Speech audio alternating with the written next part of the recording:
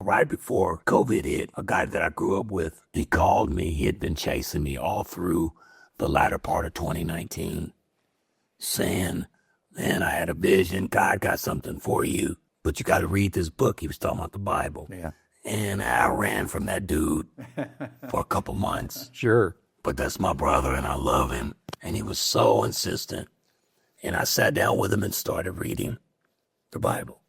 He opened it up for me in ways that it's really difficult to explain. In March of 2020, right before the explosion, I had what I could only call a visitation where God spoke to me in my front yard, and he said, you can let go of that pain, that you didn't do that I did it. And I did it for a purpose, and you're about to walk in that purpose. They had been chasing me for a couple of years about doing a documentary. I kept saying no because I was waiting on a happy ending to happen. Who wants to hear a story about a guy that screwed up his whole life? But after that moment, I thought it's time.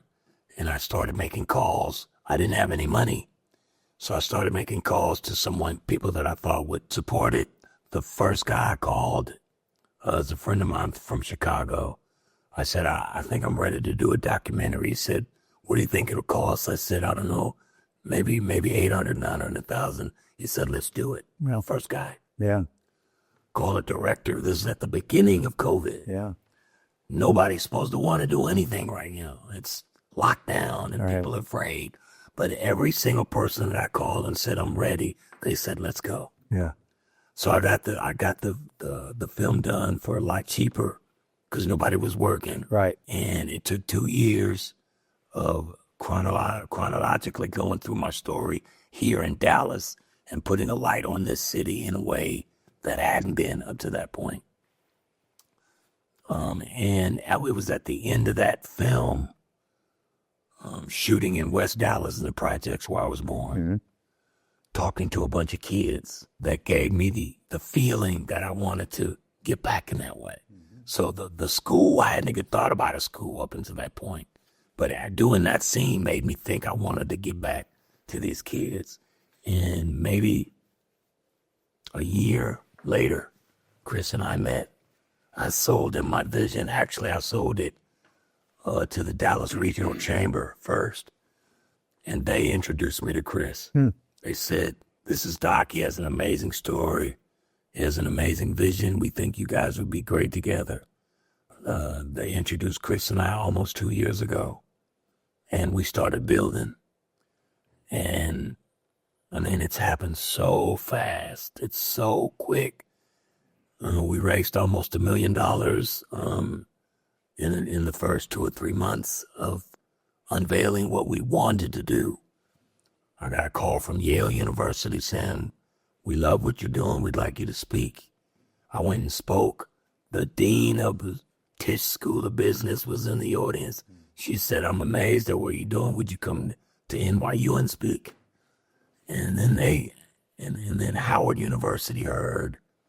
And they said, wow, we love what you're doing. Would you come here? And so I could only think that it's a God thing. Like, I'm not doing any of this.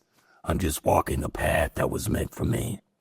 And I'm just trying to do the next right thing and be the best man I can be on this path. And shape a lot of lives. Tell me about the school. What's the mission of the school? How will it function? There are 4 verticals: gaming, music, what's called the creator economy, and software development.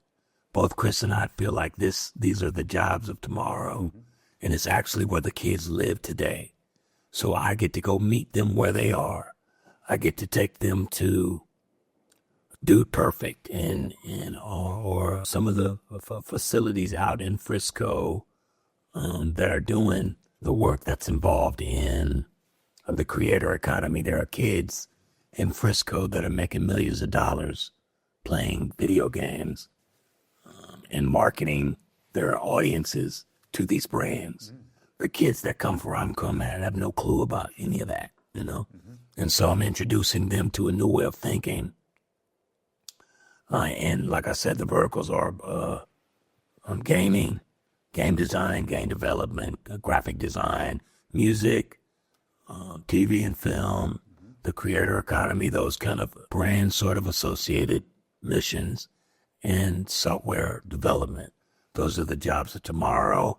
We believe that Dallas is going to be ground zero for this new sort of AI revolution, and we want to make sure that our kids are ready. Speaking of AI, and this is a caveat to the whole story, I spent 35 years hoping and praying something would happen that I could get my boys back. I'd have surgery or this or that. And I don't want to give away the movie because I'd like for you to see it. I think you'd really enjoy it. Even if NWA ain't your style, I think you'd enjoy the story. After the film, it leaves you sort of on a cliff wondering what that person is going to do. And maybe 6 months after the film, I got approached by a company that was brand new to AI. And it seems that AI is now at a place where I could reconstitute my old voice using those old stems and bring that artist back to life through AI. And so there's an additive to the story. The kid actually does get his voice back. It's just not the way he thought. You know? And so I started actually working with Howard University, and there they have a new department called AI and Black Music. And they thought my story was fantastic and wanted to work with me to build that project. So not only do I get to work with the kids in Southern Dallas to make that happen, but I get to partner them with kids at Howard and NYU and Yale. And so it's a huge deal. And I feel really grateful to have walked this path, to be the guy that's getting the chance to do it.